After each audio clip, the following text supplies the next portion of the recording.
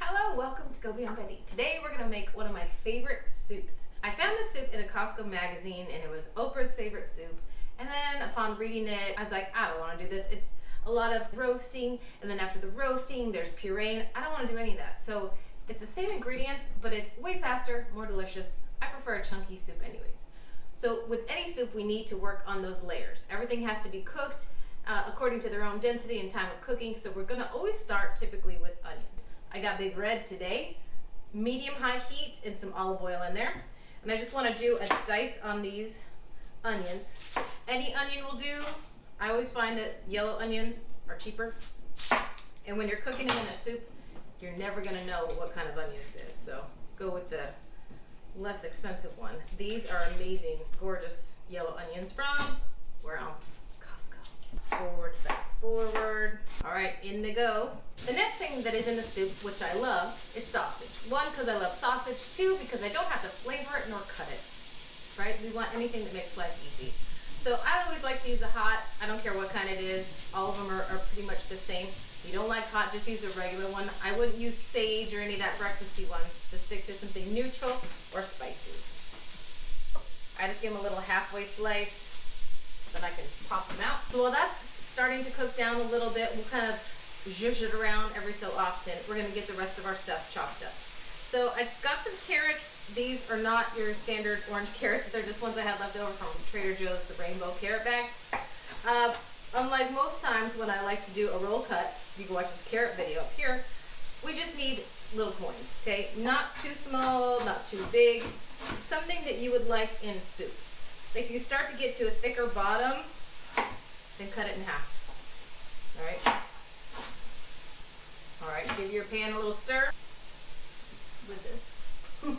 As always, I never do one batch of soup. If I'm gonna go through the effort, I'm always doing double the amount because everything in here can freeze well. I don't like to freeze any kind of soup with potatoes in it. I find they get really mealy. But other than that, oh, I love this soup. I did recently give a bunch to my neighbors when I made this a week or two ago for practice because it's been a while. And we started a soup swap. So I encourage you to do something fun in your neighborhood. Most of us all are working from home right now. So each person just picks a day during the month and they make soup for everybody and then they deliver it at lunchtime to everybody's house.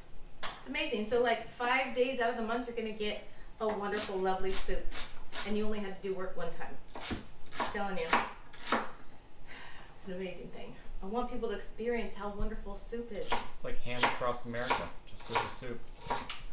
Hams across America? Hands. Get it? Yeah, I do. I was making a funny.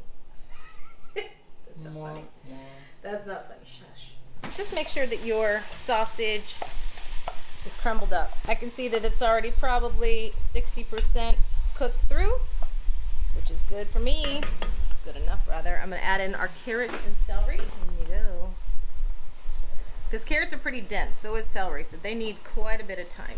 Cover it. Makes it faster. Keep an eye on your soup. Every few minutes, open the lid, stir it up. You don't have to have the lid on at all. I'm getting hungry, so I want to speed things up. The next thing we'll add is just a little bit of garlic. You could have done this earlier. I don't like to do it in the beginning with onions because I don't want a chance burning the garlic. I don't want the garlic browned. I just kind of want it sweaty. Okay, I'm gonna throw this in then. The next thing we're adding, fennel. Oh, I love fennel. You've heard me talk about it before. Never met a fennel I didn't like. You don't need any of this stuff though. So at the grocery store, thankfully my Asian market, they charge per fennel. So then I know I'm like, all right, I'm gonna get the biggest one I can find. Because I don't wanna pay for all this stuff because it's just unnecessary weight. So you're gonna wanna throw all that green stuff out. You're gonna wanna chop the bottoms off. Oh, and it smells kind of licoricey, but in a wonderful way, and I don't like licorice. So find a way that works best for you to chop this up into pieces. It's kind of very layered inside, as you can see, beautiful, kind of like celery. So I tend to just kind of give it a few, like a tomato, I guess, or an onion. Just give it a couple slices and then slice back through it.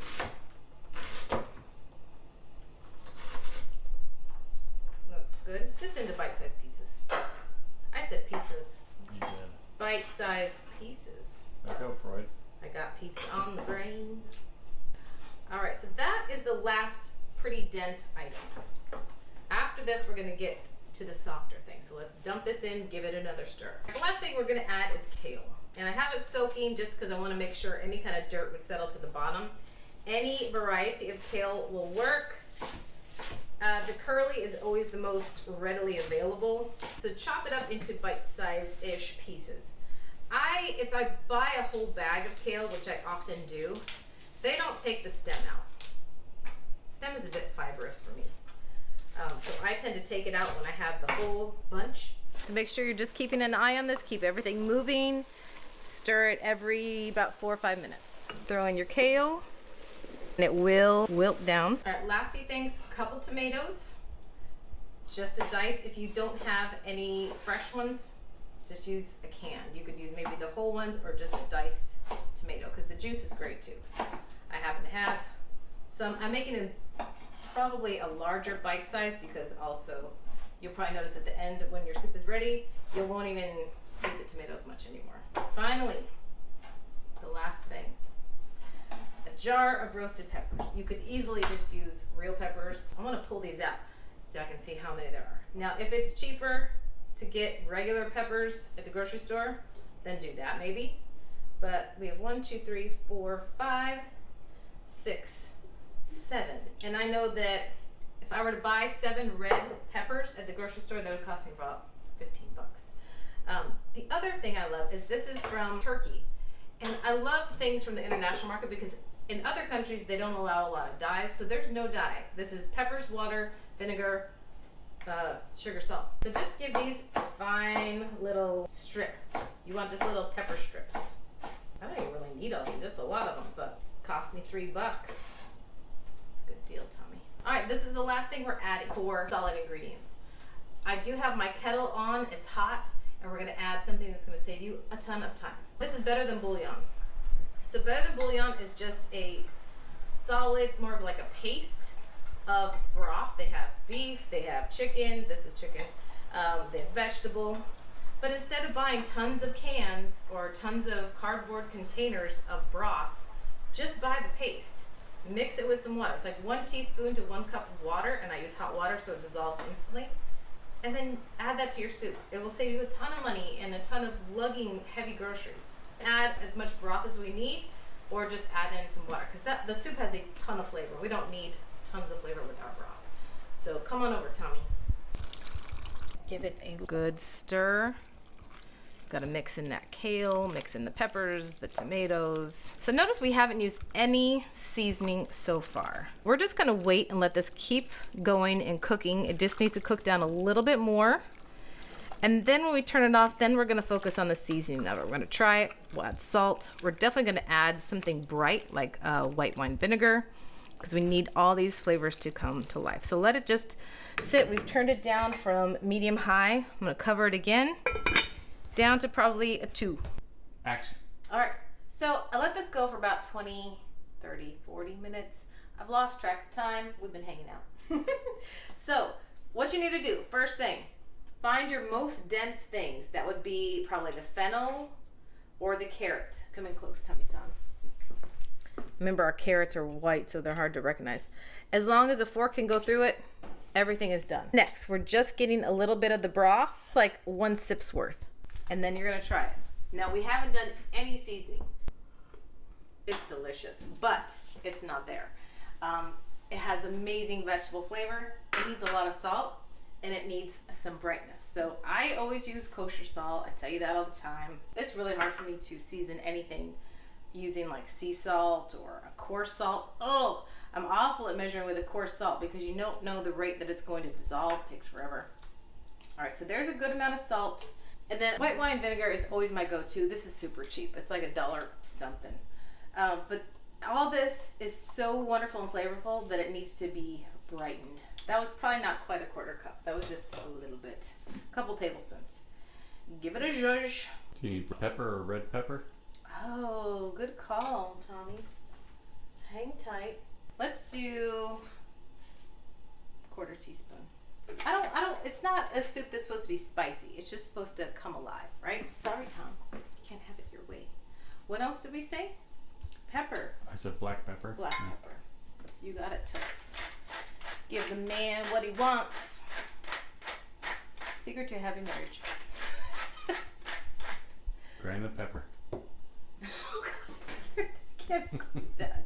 You're awful. Little bit of broth. That's why I put it in this thing, because it cools off like instantly. Otherwise, like a little spoon, you're gonna end up dribbling it down your shirt and it's boiling hot. This way, cools it off. And it's food safe. And it's food safe. Yeah. Oh, this is getting good. Ooh, I taste the heat now. That's nice. One more round. I know I've taught you this many times, but the secret to really good tasting things and the secret to being a great cook, it's salt and pepper. That's all it is. It is not giving up. It is persevering. It is keep trying, keep adding to make things better. You can't delete. That's the only thing. So that's why I would be more than happy to add things 5 times, because if I just got carried away that first time and then it's like, well, now we can't eat this. Now it tastes like a salt lick. Nobody wants that. Unless you're a horse. Okay. What does Thomas Keller say about salt and pepper? What does he say? He said salt enhances flavor, Oh. pepper adds flavor. Someone was listening to that masterclass. Maybe you should say that instead of me. Yeah, I like you saying it. Last taste. It smells so delicious and vegetable-y. Ooh. We hit it, Tommy. We hit it on the head. This is going to be a ton of freezer meals. So 1 quart bag is going to be 2 big bowls. So if you need to plan out some meals, there's a little back heat in it.